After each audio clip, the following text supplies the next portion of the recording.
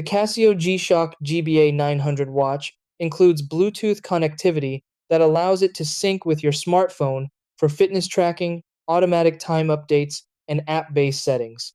While this feature is useful, keeping Bluetooth active all the time can gradually reduce battery life. If you want to conserve power, especially when you don't need smartphone syncing, you can easily disable the Bluetooth connection directly from the watch. Turning it off helps extend battery performance while keeping all basic watch functions fully operational. Try these. Step 1.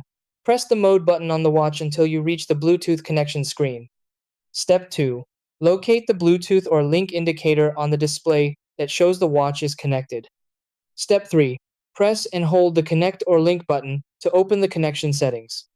Step 4. Select the option to disconnect or turn off the Bluetooth connection.